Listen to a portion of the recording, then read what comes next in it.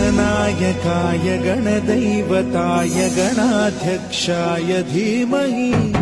गुणशरीराय गुणमण्डिताय गुणेशानाय धीमहि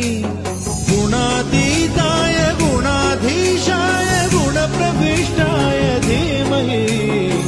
एकदन्ताय वक्रतुण्डाय गौरीतनयाय धीमहि गजेशानाय भालचन्द्राय श्रीगणेशाय धीमहि